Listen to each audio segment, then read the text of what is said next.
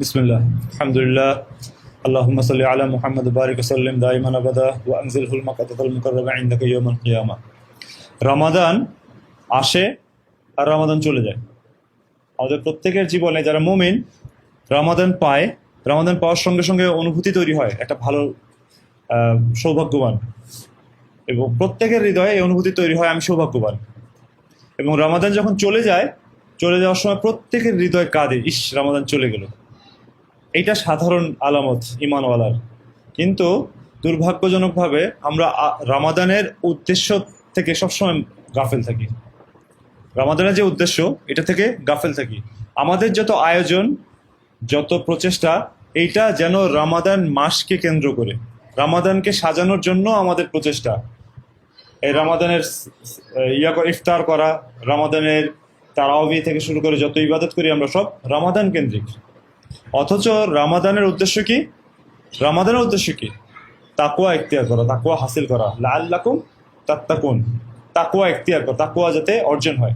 কিন্তু তাকওয়া কি রমাদান মাসের সাথে সীমাবদ্ধ? শুধু তাকওয়া কি রমাদান মাসের সাথে সীমাবদ্ধ? তাকওয়া তো আমার জীবনের সাথে সীমাবদ্ধ। এই জন্য আমরা যেটা করি, আমরা রমাদান মাসে খুব ইবাদতের উৎসবে লেগে যাই, কিন্তু রমাদান শেষ হয়ে যাওয়ার সঙ্গে সঙ্গে আমাদের ইবাদতগুলিও বন্ধ হয়ে যায়। যার কারণে রমাদানের সঞ্চিত তাকওয়া এইটা আমার পরবর্তী মাসব্যাপী বিস্তৃতি লাভ করে না। অথচ রমাদানকে আল্লাহ দান দান করছে তাকওয়া ইখতিয়ার করার জন্য। আর তাকওয়া যে ইখতিয়ার করবে, এই তাকওয়া তার শুধু রমাদান কেন্দ্রিক হবে না, এই তাকওয়া তো তার পুরো জীবন কেন্দ্রিক হবে। প্রতি রমাদান আসবে, তার তাকওয়া বৃদ্ধি পাবে, পরবর্তী রমাদানের তার তাকওয়া আগের রমাদানের চেয়ে উত্তম হবে। প্রতি রমাদানে সে নতুন নতুন কিছু জিনিস নিজের মধ্যে প্রতিষ্ঠা করবে।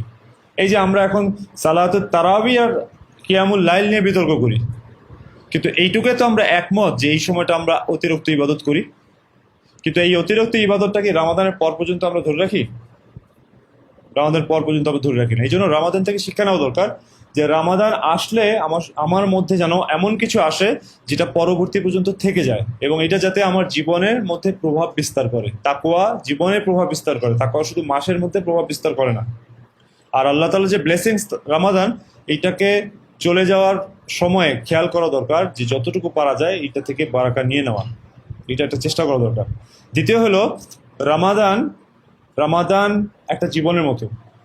মানুষের যে মানুষের রমাদান যত আল্লাহ তাআলার হুকুম আহকাম পালন করে রমাদান সে উদযাপন করেছে, সেই লোকের জন্য ঈদের চাঁদ তত আনন্দময়, তত আনন্দময়। কারণ ঈদের চাঁদ দেখার পর, এই রমাদানের ঈদের চাঁদ দেখার আগেই আল্লাহ তাআলা তার ফয়সালা করে দেন, তার পুরস্কারের ফয়সালা করে দেন। মানুষ, শ্রমিক যখন কাজ করে, শ্রমিকের ঘাম শুকানোর আগে যেমন শ্রমিককে দিয়ে দেওয়ার কথা, বান্দাকেও তার রমাদান শেষ হওয়ার সঙ্গে সঙ্গে, খবর শোনার সঙ্গে সঙ্গে আল্লাহ তাআলা তার ব্যাপারে ফয়সালা করে নেন। এখন যে ব্যক্তির জীবন হবে এত গোছানো যেন রমাদান, যে ব্যক্তির জীবন হবে গোছানো যেন রমাদান, সেই ব্যক্তির মৌত আসবে এমন যেন ঈদের চাঁদ। এই জন্য জীবনকে এমন বানাই যেন রমাদান, পুরো রমাদানে আমরা খুব নিয়ন্ত্রিত। আমাদের ঘুমের টাইম নিয়ন্ত্রিত, আমাদের খাওয়ার টাইম নিয়ন্ত্রিত, আমাদের ইবাদতের টাইম নিয়ন্ত্রিত, আমাদের কি খাবো কখন খাবো সব নিয়ন্ত্রিত, আমরা কথা বলা, আমাদের সব কিছু নিয়ন্ত্রিত।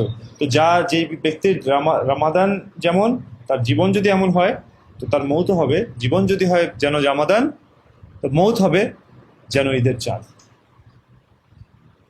যারা রেডি থাকে মৌতের জন্য, মালাকুল মৌত আসলে তারা খুশি হয়ে যায়, আমাকে তো আল্লাহর কাছে নিয়ে যাওয়ার জন্য এখন মালাকুল মৌত আসছে। তার জন্য এটা সুসংবাদের সময়, সুসংবাদের সময়। আমাকে এতদিন দেরি করে আসলেন কেন? আমি তো আপনার অপেক্ষা ছিলাম। আর যে ব্যক্তি দুনিয়া নিয়ে ব্যস্ত, জীবনকে বিগড়েছে, সেই ব্যক্তির কাছে মালাকুল মৌত তার জন্য মৌত হিসেবে আসে, বিপদ হিসেবে আসে।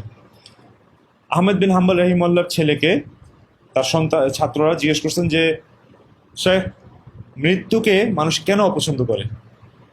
মানুষ কেন মৃত্যুকে অপছন্দ করে?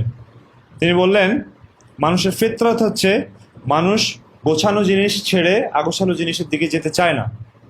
মানুষ যে জিনিসকে গোছিয়ে নিয়েছে সেটা ছেড়ে যেটা তার হাতছাড়া হয়ে গেছে সেদিকে যেতে চায় না। তো যে ব্যক্তি তার দুনিয়াকে গুছিয়েছে আর আখিরাতকে বিগড়ে ফেলেছে, সে ব্যক্তি স্বাভাবিকভাবেই গোছানো দুনিয়া ছেড়ে বিজ্ঞানের দিকে যেতে চাইবে না, এটাই স্বাভাবিক। এই জন্য যে লোক জীবনকে বিগড়িয়ে ফেলেছে সেই লোক আখেরাতের দিকে মৌত তার জন্য একটা দুঃসংবাদ। আর যেই লোক আখেরাতকে গুছিয়েছে, চাই তার দুনিয়া কিছুটা ক্ষতিগ্রস্ত হয়েছে, কিন্তু আখেরাতকে যে গুছিয়েছে তার জন্য মৌত হচ্ছে গিয়ে একটা সুসংবাদ। কারণ এই মৌতের পরেই তো সে পুরস্কার পাবে, এবং এই মৌতের পরেই তো সে আল্লাহ তাআলার সাথে সাক্ষাৎ হবে, যার জন্য সে ইবাদতটা করেছে। তো এই জন্য মৌত তার জন্য একটা সুসংবাদ। তো এই জন্য জীবনকে বানায় যেন রমাদান, তো মৌত হবে এমন যেন ঈদের চাঁদ। 3 নম্বর হচ্ছে 3টা পয়েন্ট, এগুলি একদম আমার ব্যক্তিগত জীবনের রমাদান সম্পর্কে সারা জীবনের শিক্ষা থেকে আমি আপনাদেরকে বলতেছি, একটু মনোযোগ দিয়ে শুনুন, জাযাকাল্লাহ। তো 3 নম্বর হচ্ছে এই রমাদানের শেষের সময়টা খুবই গুরুত্বপূর্ণ। এই সময়টায় শবে কদরের ওয়াদা আছে আল্লাহ তাআলার, এই সময়টায় শবে কদরের ওয়াদা আছে। যে ব্যক্তি কদর করে, যে ব্যক্তি কদর করে তার জন্য, যে ব্যক্তি কদর করে তার জন্য প্রতিটা রাত শবে কদরের রাত, যেন শবে কদরের রাত। কারণ প্রতি রাতেই আল্লাহ তাআলা ক্ষমার ওয়াদা করছেন, প্রতি রাতে। শেষ রাতে আল্লাহ তাআলা প্রথম আসমানে আসেন, বান্দাকে মাফ করার ওয়াদা করেন।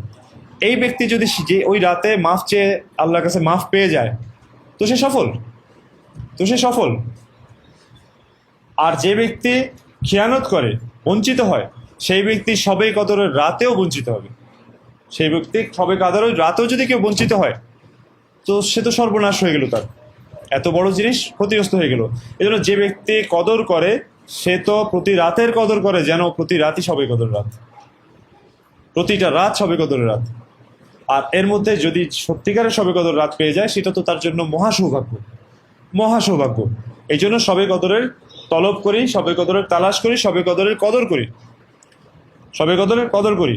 আর যে ব্যক্তি বঞ্চিত হয় তার রাত লাইলাতুল কদর হচ্ছে তার জন্য লাইলাতুল মাহরুম, ওই রাতে সে মাহরুম হয়, বঞ্চিত হয়, এটা তার জন্য বঞ্চিত হওয়ার রাত। এই জন্য শবে কদরের কদর করি। শবে কদরের কদর করার সবচেয়ে সহজ রাস্তা, সবচেয়ে সহজ রাস্তা হচ্ছে মসজিদে ইতিকাফ করা। যে ব্যক্তি মসজিদে ইতিকাফ করবে সেই ব্যক্তি তো ইবাদতের মধ্যে থাকবে, এবং শেষের 10টা দিন যদি ইতিকাফ করে তার জন্য চান্সেস আর ভেরি হাই যে সে শবে কদরের কদর করতে পারবে। সেজন্য মসজিদে ইতিকাফ করি। আমাদের দুর্ভাগ্য হচ্ছে আমরা মসজিদে ইতিকাফ করি হচ্ছে আমাদের শহরের বা এলাকার সবচেয়ে গরিব লোকটাকে, মিসকিন লোকটাকে বসায় দেয়, এলাকাবাসী চাঁদা দিয়ে তাকে ইতিকাফ করা দেয়। অথচ ইতিকাফের সাথে আল্লাহ তাআলার ওয়াদা আছে। রাসূলুল্লাহ সাল্লাল্লাহু আলাইহি ওয়াসাল্লাম ইতিকাফ করতেন, এবং এমন কোনো আল্লাহওয়ালা ব্যক্তি এই সমাজে 1400 বছরে এমন কোনো প্রতিষ্ঠিত আল্লাহওয়ালা ব্যক্তি পাওয়া যাবে না যার জীবনে প্রতিষ্ঠিত অভ্যাস ছিল ইতিকাফ করা। এমন কোনো ব্যক্তি পাওয়া যাবে না যে ইতিকাফ ছাড়া, বড় বড় কোনো সম্মানিত ব্যক্তি, বড় কোনো আলেম পাওয়া যাবে না যাদের জীবনে ইতিকাফ কমন প্র্যাকটিস ছিল না। অথচ এটা আমাদের, আমরা এই ইতিকাফটাকে সবসময় খুব অবজ্ঞা করি। এই জন্য চেষ্টা করি ইতিকাফে সময় দেওয়ার, যতটুকু পারি। পুরো সময় না দিতে পারি, কিছু সময় দিই। যদি কিছু সময় না দিতে পারি মসজিদে সময় দেওয়াটা বাড়িয়ে দিই, একটু বেশি সময় থাকার চেষ্টা করি। হ্যাঁ, এবং আল্লাহ তাআলার কাছে রমাদানকে বারাকাপূর্ণ হওয়ার জন্য আল্লাহ তাআলার কাছে দোয়া করি। কারণ রমাদান যেমন বারাকার মাস, একইভাবে রমাদান কিন্তু গজবের মাস। এই মাসে গজব দেওয়া হয়। যে লোক রমাদান পেল অথচ রমাদান পাওয়ার পরেও সে গুনাহ থেকে মুক্ত হতে পারলো না, নিজের গুনাহ মাফ করাতে পারলো না, তার সর্বনাশ। এই জন্য রমাদান চলে যাচ্ছে, আমরা চেষ্টা করি আমাদের আল্লাহ তাআলার কাছে চেষ্টা করি, তৌফিক চাই যাতে রমাদানের পরে, এই রমাদানে যেমন গুনাহ ছেড়ে আমরা থাকার চেষ্টা করেছি, রমাদানের পরে বাকি 11টা মাসও যাতে আল্লাহ আমাদেরকে গুনাহ থেকে বাঁচিয়ে রাখেন, এবং আমাদের পরবর্তীতে যদি রমাদান আল্লাহ তাআলা তৌফিক দেন, ওই রমাদান যাতে এই রমাদানের চেয়ে উত্তম হয়। এটা হতে পারে আমাদের জীবনের শেষ রমাদান, এটা হতে পারে আমাদের জীবনের শেষ সৌভাগ্য। এই জন্য এইটাকে কাজে লাগাই। এবং জীবনে আমরা মানুষ হিসাবে প্রচুর ভুল করেছি, আমরা কেউ ভুলের ঊর্ধ্বে নয়, নবীরা ছাড়া কেউ ভুলের ঊর্ধ্বে নয়। মানুষ ভুল করেছে, এবং সেই ভুল যে ব্যক্তি বেশি তওবা করে সেই ভুলকারী ব্যক্তি আল্লাহর কাছে পছন্দনীয়। সব ব্যক্তি গুনাহগার, আদম সন্তানের সবাই গুনাহগার, কিন্তু সেই গুনাহগার উত্তম গুনাহগার যে তওবা করে, আল্লাহ তাআলার কাছে ঝুঁকে থাকে। মানুষের ভুল ত্রুটি হবে, সে আল্লাহ তাআলার কাছে ঝুঁকে থাকবে। ঝুঁকে থাকার শর্ত হচ্ছে পূর্বেকার গুনাহ থেকে নিজেকে ফিরিয়ে রাখার চেষ্টা করা, পূর্বেকার গুনাহ থেকে নিজেকে ফিরিয়ে রাখার চেষ্টা করা। আল্লাহ তাআলা আমাদের সবাইকে বুঝার, আমল করার তৌফিক দান করেন। সুবহানাল্লাহি ওয়া বিহামদিহি, সুবহানাকাল্লাহুম্মা ওয়া বিহামদিকা, আস্তাগফিরুকা।